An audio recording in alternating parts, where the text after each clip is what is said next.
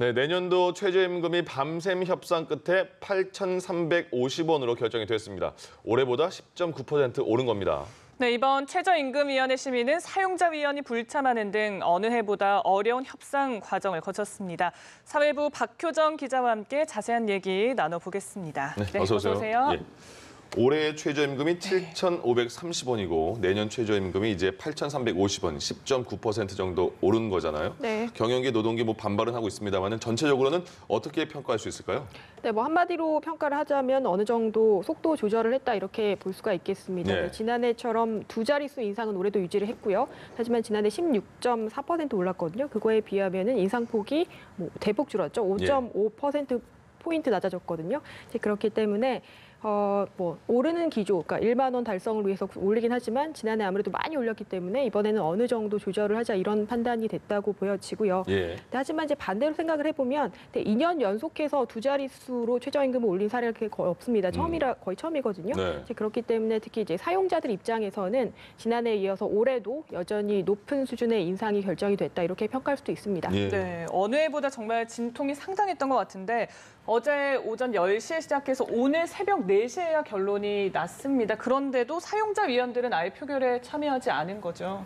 네, 어느 정도 예고는 됐던 건데요. 오전부터 회의가 열렸었는데 일단 사용자 위원 9명이 전원 불참을 했고요. 그리고 민주노총 추천 노동자 위원 4명이 있는데 역시나 마지막까지 나타나지 않았습니다. 이제 결국 공익위원 9명하고 이제 한국노총에서 추천하는 근로자 위원 5명이 있거든요. 이제 14명이서 협의를 진행을 해야 되는데 사실 이게 최저임금이라는 게 협상이라는 게 별게 아니라 사용자 측에서는 덜 주고 싶어하고 노동자 측에서는 더 받고 싶어하고 이런 거거든요. 간단하게 그렇죠. 네, 그렇죠. 예. 간단한 건데, 근데 이 협상의 가장 중요한 노사 어느 한쪽이 빠지고 결정을 할 수 있겠느냐 그렇기 때문에 이제 일각에서는 이제 저희 기자들끼리도 이대로 표결을 하는 것은 좀 어려울 수 있다 이렇게 예상을 했었습니다. 예. 이제 그런데도 강행을 한 것은 이제 공익위원들 입장에서는 14일이 마지노선이다 이렇게 못을 박았고요. 그리고 밤 늦게 이제 사용자 측에서 답이 오기를 우리 안 가겠다 이제 표결에 참석하지 않겠다 이렇게 최종 보이콧을 선언을 했습니다. 예. 이제 그래서 결국은 표결을 강행을 한 건데요. 근데 이렇게 결정이 된 사용자 없이 결정이 된 최저임금에 대해서는 논란이 일 수밖에 없을 전망이고요. 그리고 과연 이제 최저임금을 결정하는 방식, 그러니까 노동자, 사용자 그리고 공익위원이라는 사람들이 모여서 이 결정하는 방식이 과연 최선이냐 이런 논란도 일 것으로 보입니다. 근본적인 문제까지 올라갔군요. 그럴 가능성도 있어요. 예. 그러니까 이게 사용자 위원 9명, 근로자 위원 9명, 공익위원 9명, 27명 중에서 어제 14명이죠. 4명이 됐으니까 과반 이상이 됐으니까 표결이 된 거죠. 그렇죠. 그러니까 법적으로는 가능합니다. 왜냐하면요, 처음에는 원래 의결 조건은 노동자, 사용자 중에 3분의 1 이상이 참석을 하고요. 전부 합해서 과반 이상이 참석을 해야 됩니다. 그런데 이제 만약에 노동자나 사용자가 2번 이상 정당한 사유 없이 표결에 불참을 하게 되면요, 그냥 그대로 빠진 채로 할 수 있겠습니다. 표결을 진행할 수가 있어요. 그러니까 일부러 이렇게 결정이 어렵기 때문에 이렇게 법을 개정한 거거든요.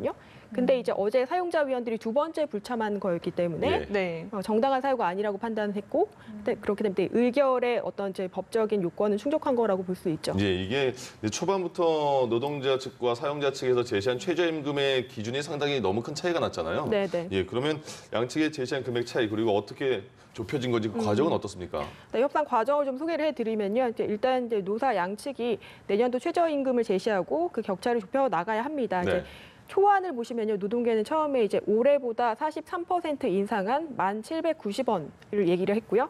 사용자 측에서는 지난해 너무 많이 올렸기 때문에 올해 7,530원으로 동결해야 된다 이렇게 얘기를 했습니다. 근데 노동계 입장에서는 최근에 최저임금 산입 범위가 개편이 되면서 상여금과 그리고 복지수당 일부가 최저임금에 녹아 들어가거든요. 그렇게 되면 이제 최저임금 인상 효과가 반감된다. 근데 그거를 감안해서 더 많이 올려야 된다 이렇게 주장을 한 거고요. 산입 범위가 확대됐다는 게 지금 말씀하신 것처럼 보너스나 아니면 식대 그런 게 다 포함됐다는 거죠? 네, 그러니까 일부가 포함이 되는 건데 이제 최근에 이제 그러니까 국회에서 통과된 것을 말하는데요. 그러니까 최저임금의 범위로 볼 수 있는 것들, 그 이전에는 이제 식비, 수당, 교통비 이런 것들이 수당일 뿐이었는데 그것의 일정 부분이 최저임금으로 들어가게 법 개편이 됐고요. 어쩌면 정부 입장에서는 지난해 사실 많이 올렸기 때문에 이런 부분 개편을 통해서 경영계의 어떤 그런 이 힘든 점을 해결해 줄 수밖에 없는 그런 현실적인 선택이었다고 보여지는데 예. 이거에 대해서 노동계는 굉장히 반발하고 있는 거거든요. 네. 그렇게 하면 줬다 뺏는 거다 이렇게 얘기를 하기 때문에 그거를 감안하면은 내년에 많이 올려야 된다, 더 많이 이렇게 주장을 했습니다. 예. 하지만 반대로 경영계는 지난해 너무 많이 올렸고 그렇기 때문에 이제 소상공인 그리고 자영업자들이 굉장히 힘들다. 그렇기 때문에 이제 동결로 하지 않으면은 받아들이지 않겠다 이렇게 주장을 했습니다. 예. 이제 수정안을 내야 하는데요. 그 수정안을 결국 이 사용자가 불참했기 때문에 못 냈거든요. 네. 그렇게 되면 이제 노동계는 15.3% 인상한 8,680원을 냈고요. 그다음에 공익위원들이 대신해서 냈습니다. 공익위원들은 10.9% 인상한 8,350원을 냈습니다. 네, 표결을 했는데요. 이게 노동계안이 6표를 얻었고 예. 공익위원안이 8표를 얻어서 결국은 8,350원으로 결정이 된 겁니다. 아, 네, 그러니까 예. 어떻게 보면 절충점이라고 해야 될까요? 공익위원이 제시한 8,350원이 된 건데 그렇죠. 그렇기 때문에 지금 양측에서 앞서 말씀해 주셨지만 다 반발을 하고 있잖아요. 양측의 반응은 어떻습니까? 네, 일단 경영계에서는 크게 반발하고 있고요. 네. 노동계도 불만이다 이 정도로 볼 수 있겠습니다. 이제 사용자 측 반발이 아무래도 더 크다고 보여지는데요. 이제 한국 경영자 총협회, 경총이라고 하죠. 여기서는 지금도 이 경제 상황과 고용 현실이 좋지가 않은데 이번 결정으로 인해서 영세 중소기업이 종패기로에 섰다 이렇게 평가를 했습니다. 그리고 중소기업 중앙회에서도요. 취약계층의 일자리를 더 빼앗고 양극화를 심화할 우려가 크다 이렇게 논평을 내놨습니다. 예. 특히 소상공인들의 경우는 이제 최저임금 인상에 직격탄을 받는 사람들이거든요. 네. 그렇기 때문에 반발이 더 클 수밖에 없습니다.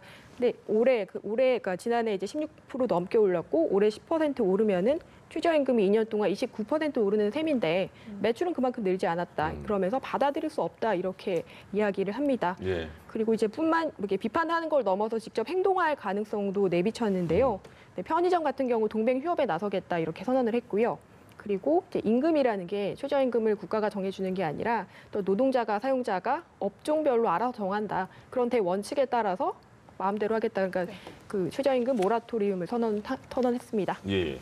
문재인 정부가 이제 2020년에 최저임금 10,000원 달성을 목표로 세웠고 소득 주도 성장 중에 이 최저임금이 주된 동력 중 하나잖아요. 그러면 네. 문재인 정부의 제이노믹스 소득 주도 성장에도 속도 조절이 필요하다. 뭐 이런 얘기도 나오던데 어떻습니까? 네, 그렇습니다. 일단 소득 주도 성장이라는 게 그러니까 쉽게 얘기하면 이제 저임금 노동자들이 임금을 늘려서 그리고 소비를 많이 할 수 있게 해주고 또 그만큼 어떤 기업이 투자하고 생산으로 이렇게 이어지게 그 선순환 구조를 만들겠다는 구상이거든요. 예. 근데 2020년까지 최저임금 1만 원을 만들겠다는 것도 이런 구상에서 나오는 건데요. 근데 그렇게 하려면 내년에 15% 정도 오르고 그리고 내후년에도 15% 올라야 한다는 계산이 있었습니다. 예. 사실은 좀 많이 올리는 거거든요. 네. 근데 이번에 10% 인상에 그쳤다는 것은 사실상 2020년 1만 원 대통령 선거 때부터 이 줄기차게 외쳐왔던 그 공약에 대해서 사실상 포기하고 후퇴하는 게 아니냐 이런 평가가 나오고 있는 거고요. 예. 그렇다면 이게 결국 속도 조절이라는 건데 그러니까 여기에는 이제 그동안 고용 상황이 굉장히 좋지 않았던 게 반영이 됐다고 보여집니다. 취업자 증가 폭이 5개월 연속 10만 명 전후라고 하는데요. 근데 이게 글로벌 금융 위기 이후에 가장 좋지 않은 상태라고 하고요. 예. 그리고 최저임금 노동자들이 가뜩이나 많은 숙박이나 그리고 음식업 이런 데서 고용 부진이 굉장히 두드러지게 나타나고 있습니다. 예. 아무래도 지난해 많이 올렸기 때문에 고용을 줄였다, 해고했다 이럴 수가 있고 추가로 채용을 안 했다는 거거든요. 예. 그렇기 때문에 내년까지 또 그 정도의 인상폭을 유지하는 것은 굉장히 부담이다. 이렇게 판단했다고 보여집니다. 알겠습니다. 자, 오늘 새벽에 이제 최저임금이 8,350원으로 내년도 임금이 결정이 됐습니다. 노동계, 경영계가 상당히 반발인데 어떤 뒷얘기가 나올지 한번 계속 저희도 추적해 보겠습니다. 지금까지 박효정 기자와 함께했습니다. 네, 고맙습니다.